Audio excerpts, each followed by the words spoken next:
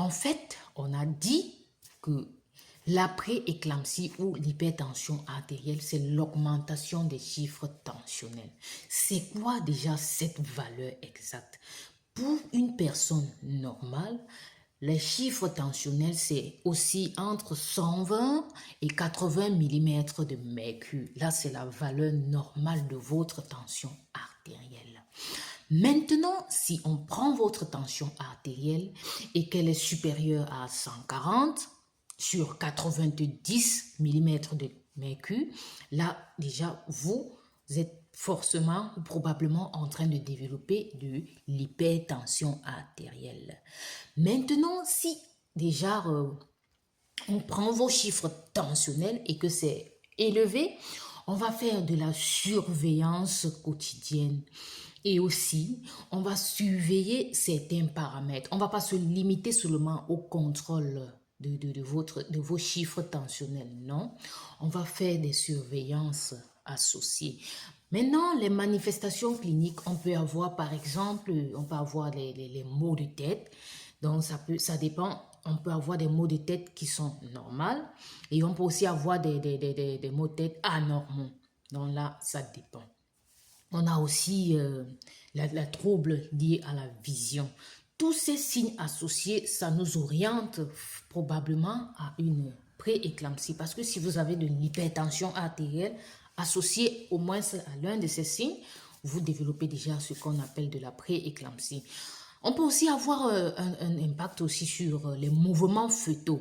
Déjà, normalement, ça peut diminuer comme ça peut aussi augmenter. Donc là, ça va dépendre. On peut aussi avoir une douleur de l'estomac. On peut aussi avoir également des œdèmes, donc c'est-à-dire vous avez les pieds qui enflent. Les chevilles, tout ça, ça enfle. Aussi, on peut aussi avoir des poignets aussi qui enflent. On peut aussi avoir des réflexes, c'est-à-dire par exemple, vous avez des convulsions, vous avez la perte de connaissance, vous avez des confusions, vous avez une irritabilité, donc vous avez peut-être des réflexes plus prolongés. Donc tout ça, ça va nous permettre de nous orienter vers la prééclampsie. Déjà, c'est quoi? Ça peut évoluer à quoi? Maintenant, on peut aussi avoir des complications maternelles. Si déjà, à travers ces signes et symptômes, on peut dire avec exactitude si vous êtes en train de développer de l'hypertension artérielle ou si vous êtes en train de développer ce qu'on appelle de la prééclampsie. Maintenant, les complications de cela, c'est quoi? On peut avoir la jaunisse, ça ce sont des complications maternelles. Donc, on peut avoir la jaunisse, on peut avoir une insuffisance rénale aiguë. En dehors de la prééclampsie, je dis bien de la prééclampsie, on peut avoir ce qu'on appelle de l'éclampsie.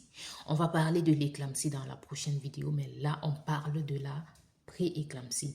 Donc, si vous développez déjà de la prééclampsie, ça peut se compliquer en ce qu'on appelle éclampsie. Maintenant, on peut aussi avoir des œdèmes pulmonaires. On est toujours du côté maternel. On peut aussi avoir des accouchements prématurés. On peut aussi avoir une complication de la césarienne. Maintenant, les complications du côté de l'enfant. Donc, on peut aussi avoir une faible quantité de liquide amniotique. Vous savez, l'enfant vit dans le liquide amniotique. Plus la quantité elle est petite ou plus la quantité elle est grande, l'enfant peut en souffrir. Là, c'est vraiment important de savoir à quelle quantité de liquide amniotique vous en avez. On peut aussi avoir un retard de croissance in utero, donc l'enfant arrête de grandir. Donc vous voyez, les conséquences sont aussi du côté maternel et on peut aussi avoir les conséquences aussi liées à l'enfant.